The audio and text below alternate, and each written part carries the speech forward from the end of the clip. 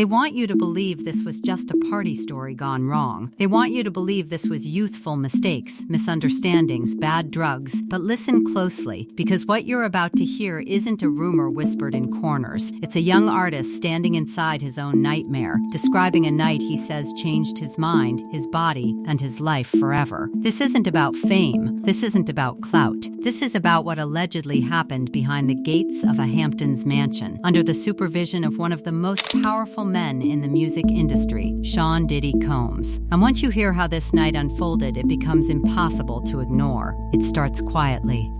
Too quietly. A studio session. Music. Familiar faces. Nothing alarming on the surface. Then suddenly, a shift in energy. The kind of moment where instincts whisper something isn't right. You know, Puff's like, he's a different, I think he was very high at the time. He wasn't sober. And he's like, we're about to go to the Hamptons. And it was weird because we never really like stayed the night with them, you know, before. It was just weird. Like, okay, we're about to go to the Hamptons. What's about to happen in the Hamptons? This is weird. That sentence alone changes everything. Not planned, not discussed. Just we're going to the Hamptons, fast SUVs, high speed, no real explanation. The artist says the ride itself felt off. Luxury cars speeding through the night, adrenaline mixed with confusion. No time to think, no time to say no. Just momentum. And once you're moving, stopping feels impossible. They arrive, a massive house, backyard lights, pool area glowing. And that's where the night takes its first irreversible turn. And she's like, oh, it's just 2 red pills. She was like, oh, this is ecstasy. And she was like, one's for you and one for me. And it's from Puff. From Puff. Those words matter. Because according to the artist, this wasn't a random pill passed at a wild party. This was something presented as safe, familiar, normal, something he thought he understood. And he admits it openly. He made a choice. He trusted the people around him. He believed he knew what he was taking. But what if that trust was misplaced? What if the pill wasn't what he was told? Because minutes later, the story spirals. I get really, really, really hot. It was Puff in the jacuzzi, Cassie, and Dawn and me. I believe it was Colleen and her husband. We were all just in the pool area. And I get really, really hot. I remember... This wasn't a high. This wasn't euphoria. This was panic flooding the body without warning. The artist says his temperature spiked. His thoughts raced. Fear replaced excitement. Something inside him screamed that his body was reacting to something it shouldn't have been. And then memory fractures. Because the pill turned out to be not ecstasy. It turned out to be a horse tranquilizer pill. Let that sink in. Not ecstasy, not a party drug, a horse tranquilizer, according to his claim, a substance powerful enough to sedate animals. From that point on, time disappears. He remembers jumping into the pool. He remembers shorts on his body, and then nothing, until he wakes up. All I know I remember is I woke up in the basement downstairs in the dark. So when I was down there, I don't know who brought me down there and who put on pants on me. A basement, dark, disoriented. He says he went from being conscious near the pool to waking up underground. No memory of being moved. No memory of changing clothes. No memory of consent. Ask yourself this. How does someone go from a jacuzzi to a basement without knowing how they got there? Who carried him? Who decided where he would sleep? Who watched him while he was unconscious? Because according to him, no one did. I was in the dark for like 7 hours. That video just shows them going downstairs checking on me. I got paranoid and really high and blanked out 7 hours earlier during the daytime. So I was down there all that time, and that's when you guys decided to check on me? 7 hours, not minutes. Not an accident, quickly corrected. 7 hours alone in a basement while others remained upstairs. He says people later laughed. People later minimized it. But to him, this wasn't a joke. It was abandonment at best, something far darker at worst. And what haunts him most isn't just being alone. It's realizing everyone else had someone. Couples together, friends paired off, and him isolated, unconscious, underground. He questions why no one stayed with him, why no ambulance was called, why calming the situation mattered more than his safety. And this is where the story stops being just about one night, because the effects didn't end when the sun came up. He says the drug fractured something in his mind. Paranoia followed him home. Sleep became dangerous. Reality blurred. And then came the fear. He describes voices. Fear that people were coming for him. A sense that what happened wasn't just physical, it was psychological. Hospitalizations followed. Monthly injections. A life forever divided into before and after that Hamptons night. And while others dismiss it, while some say nothing happened, he insists what he felt was real, not imagined, not exaggerated, real enough to shatter his sense of safety forever. And here's the most chilling part. He says what hurt the most wasn't just the drug.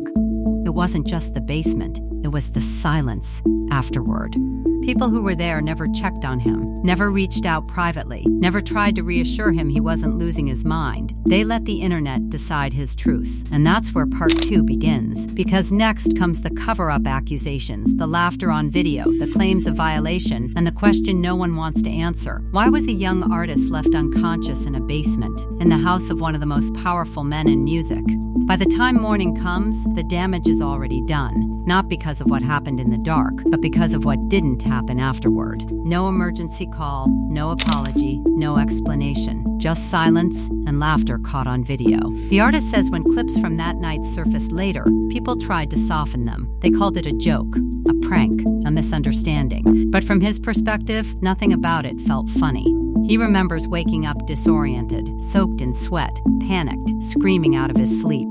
7 hours had vanished from his life, and no one seemed disturbed by that fact. To him, that silence screamed louder than words. He begins asking questions that never receive answers. Why was he moved while unconscious? Why were his clothes changed? Why was he placed alone in a basement instead of a bedroom? Why did no one stay with him when his body clearly reacted badly to whatever he was given? He says the most unsettling realization came later, when he noticed everyone else was protected. Couples paired off, friends stayed together, but the youngest person there was left isolated. And this is where his story stops being about drugs and starts being about power. Because he wasn't in his own house, he wasn't surrounded by equals. He was inside the residence of a man whose influence could make or break careers, Sean Diddy Combs. And when something went wrong, the priority wasn't his safety, it was control. He says he should have been taken to a hospital. Instead, he was sedated further and hidden away, not to heal, but to keep the situation quiet.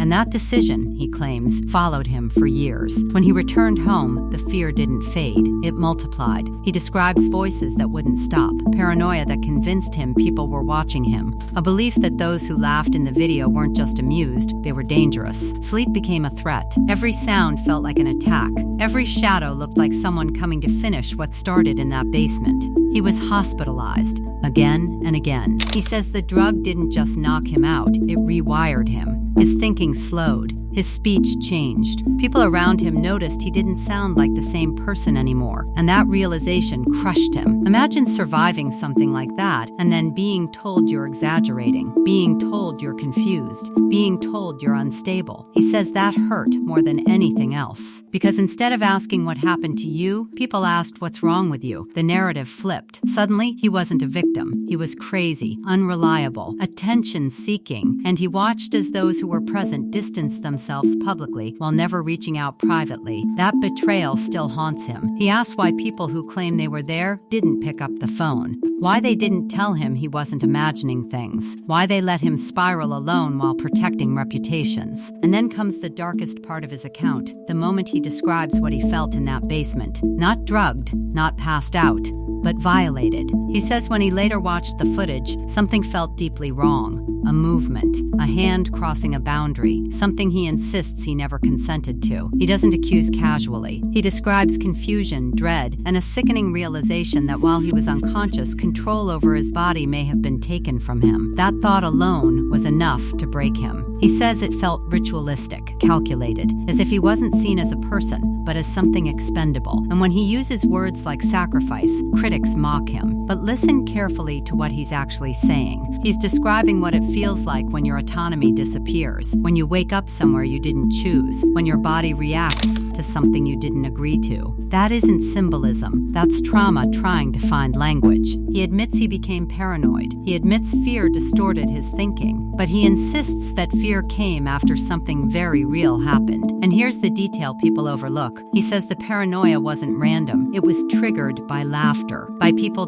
downplaying what happened, by being told it was nothing, when to him, it was everything. He says that laughter convinced him no one was on his side. That's when survival mode kicked in. He describes running out of his house with tools in his hands, convinced someone was coming to hurt him. He describes thinking like a soldier, preparing for attack. To outsiders, it looked unhinged. To him, it felt necessary. Because once your sense of safety is shattered, logic doesn't work the same way. And through all of this, he says he stayed silent for as long as he could. Not because he forgot, not because it healed, but because he wanted peace. He didn't want attention. He didn't want revenge. He wanted the noise in his head to stop. But when people started publicly rewriting that night, when they defended the powerful and dismissed the broken, he realized silence was costing him his truth. That's when he spoke. And when he did, the backlash came fast. People questioned his mental health. They questioned his memory. They questioned his motives. But no one asked the simplest question of all. Why was a young artist left unconscious in a basement for 7 hours after taking a drug he says wasn't what he was told? Why wasn't medical help called?